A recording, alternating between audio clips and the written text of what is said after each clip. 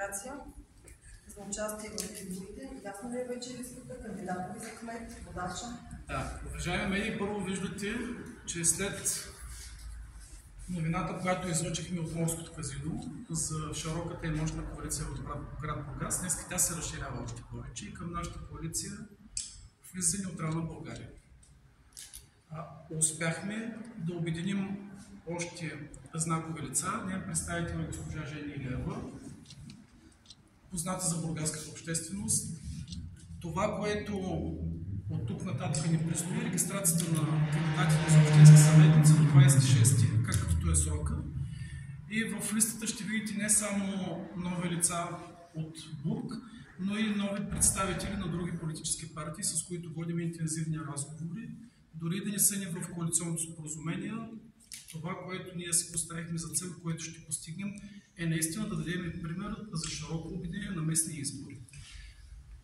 Подчертавам широко обединение на местни избори, защото винаги съм смятал, че изкуството човек да прави политика и опита, който трябва да е натрупал, когато се изправи пред бургазлии и има желанието и призове бургазлии да дадат тяхната подкрепа към един проект, това е първо да се научат да обединяват хората.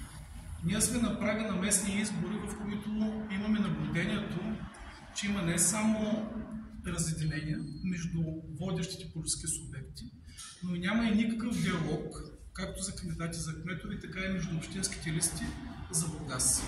Защото ако смятаме, че водещите теми са националните, нека да не забравяме, че се явяваме за местни избори и смятам, че тук водещите теми са Бургас, населените места в Бургас, бургазли и тяхните проблеми. Това е причината, лично аз, с подкрепата на всичките колеги от нашата коалиция, да взема решението да бъда аз кандидатът за кмет на град Бургас. И ще се обоснова защо. Първо искам да благодаря на редицата хора, с които проведахме разговори. И знаете, че левицата и всички партии, които сме обединени, имахме няколко варианта за явяване на изборите за нашия кандидат за кмет.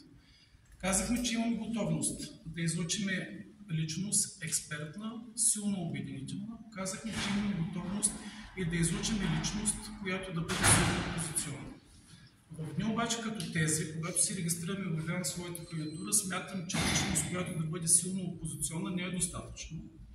И за това смятам, че аз, като един от кандидатите на град Бургас за кмет, ще положа огромни усилия да мога да развия нашата визия за развитието на града.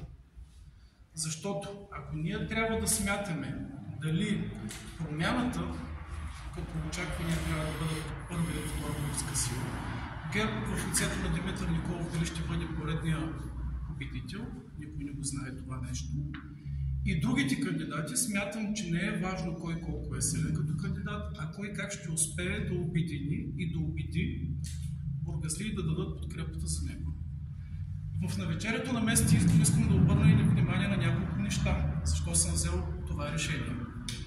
Знаете, че когато обявихме нашия политически проект Бург, след края на парламентарните избори, аз и колегата ми Николай Стоилов дадахме ясно послание, което то гласеше, че сме готови да направим всякакви компромиси във всяка една кандидатура и сме готови да водим разговори с партиите на промяната за общо явяване и за обща кандидатура за кмет.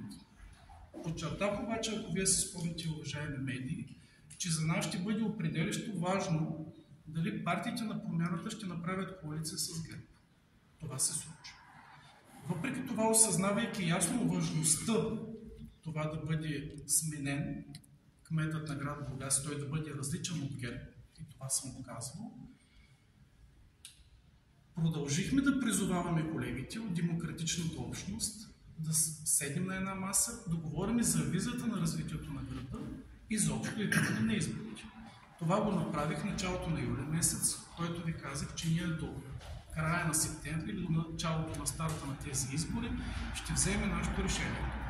Искам да ви кажа, че нито в лицето на господин Димитър Найденов, нито в лицето на господин Костадин Рачийски, в които ние и лично аз, като кандидат за кмет днес, съм таял нагласата, че можем да седнем на една маса, да преодолеем тяхните лични амбиции, да се обединим и да излезнем заедно на изборите. Не съм потърсен за разговор. Това, което е още по-притеснително, че вече съм заподозрял, че в Бургас има уговорка да се даде служебно победата на кметът Димитър Николов, ако той е кандидат на ГЕРБ. И това ще ви го докажа в медиите, които вие излъчихте няколко материала. Не стига, че има супер разделение между кандидатите на промяната, между господин Бачийски и господин Николов. Ние наблюдаваме и тенденциозни движения от създателите на СЕК, господин Жоро Манев, който ще се яви заедно на избор. Ако вие ми кажете, като хора, които сте по-така активни и следите публичното пространство, че това са процеси на обединение зад една кандидатура, няма да се съглася. Това са процеси на разединение и процеси, които искат да дадат служебно победата на господин Николов. Затова коалиционният ни съвет на Левицата, Движение България на гражданите, Неутрална България, ние идваме и Бург, взехме решение да излъчим моята кандидатура за кандидат за кмет. И тази кандидатура няма да бъде в състезанието дали аз, господин Найденов, господин Бачийски или господин Николов ще победим и някого. Аз смятам, че нашата кампания ще бъде насочена наистина там, където има нужда от това да представим как ще се развие града. Днес мисля, че няма да ни стигне дори и времето, ако трябва да се върна и в нашата програма от 156 точки още през 2019 година, но ви казах, че ние надграждаме нашата програма за развитието на града и тя ще бъде представена не само в картинки. И мисля, че аз като кандидат за кмет, който съм бил през 2019 година и част от представителството на Общински съвет Бургас, съм доказал, че когато ние поемем ангажименти, работим целенасочено и последователно. Ако ме позволите, ще дам на няколко колеги от коалицията думата и ще се радвам да отговорим на ваши въпроси, на вас също ще отговорим. Така, тъжният факт е, че почти двама от всеки трима бургазли не ходят на местни избори. На нас лично ни е трудно да се представим, че тия двама не отиват да гласуват, защото са супер доволни от живота, който водят. Половината да са доволни, другата половина не са доволни. Надяваме се и искаме да направим така, че нашия кандидат за кмет и нашата листа да бъдат разпознати от множество граждани като извън системните кандидати, които не са замесени с ГЕРБ, не са замесени с Продължаване промяната, не са с Демократична България. Направили сме каквото можем. Това ни е водещата идеология, по която сме се събрали, не е някаква друга. Да предложим извън системни кандидати, които пък да могат малко да разчупят тая безкрайна поредица от много малки сглобки, които са обхванали всяка една икономическа дейност в града и града ще се развива прекрасно, но някакси икономически не е точно така. Така че това ще се опитаме да направим, пък дали ще успеем, ако не опитаме, няма да разберем. Вярвам, че хората ще вземат правилно решение в изборния ден и ще ни подкрепят. Резултатите ни ще са в възходящ ред, преди сме в това. Така, както при кметовете трябва да има мандатност, така и при учители, директори и други постове, които се заемат основно от политически назначени лица. Това нещо трябва да бъде преустановено и ще се борим също за правилно разпределение на средствата, а не към едни и същи места, както е направено до момента. Това е. Благодаря. Две думи от мен. За пореден път казвам, че тази коалиция създаваме по един много естествен и лесен начин. Безспорно големия обединител при нас е господин Живко Табаков, зад който всички ние заставаме зад неговата кандидатура за кмет на Бургас. С Живко бяхме заедно в Общински съвет преди един мандат. Знам колко истински устояваше нещата да се случат по добрия начин в Бургас. Внасяше до мен записки, които аз съм подкрепил с много голямо желание, тъй като виждах, че това е в полза на гражданите на град Бургас. И на фона на всички тези неща, които той сподели, разцепления в други партии, грозни сцени в, да не казвам в кои партии, ви ги знаете по-добре от мен, на фона на всичко това, което се случва пошло като сглобки и т.н. на територията на България, ние в Бургас направихме това обединение, за да подкрепим по всякакъв начин бургазлии да разберат, да видят в наше лице, че имат един стабилен защитник, който във всяко едно време ще направим така, че бургазлии да тръгнат да живеят по един различен, по-добър начин. Виждаме града, че има някакъв подем, нещо добро, което става, но като се загледаме по-сериозно, бизнесът изостава, икономиката изостава на град Бургас и много други неща, които по време на кампанията ние ще ги дебатираме, ще ги коментираме. Това е от мен. Искам да пожелая успех на господин Табаков. Нека всички бургазлии видят в него, припознаят в него лице един истински бургазлия, който истински милее и е щастлив да направи всичко добро за Бургас. Благодаря. Каква листа да очакваме? Листата ни е много широка. И се усмихнах, защото на предната пресконференция днес от сайта Черноморе ми зададе въпроса, имаме готовност за листата. Аз тогава се опитах да избягам този въпрос, но сега ще ви кажа. Представете си, колеги, че ние сме събрали 10 политически субекта и 2 граждански организации. Всяка една от тях има готовност да се яви за индивидуални избори. Някои имаха готовност от колегите да се явят на избори с пълна листа, други с пълна. Искам да ви кажа, че на банката ни за кандидати има над 400 човека. Листата ни ще бъде наистина от доказани експерти, ще има и много интересни изненади. Тъй като вече левицата и всичките колеги, които сме зад тази коалиция или в тази коалиция, сме притегателен образ на обединения, водим активно разговори за други обществени личности и фигури, които ще ги видите в нашите листи. Затова днеска не искам да ви отговарям какъв ще ни бъде квотният принцип. Мога да отговоря само, че квотен принцип няма. Мога да ви кажа, че балансът между млади, зрели и опитни хора е много добре към настоящия момент постигнат. Но много ни е важно обаче да имаме и правилните кандидати от малките населени места.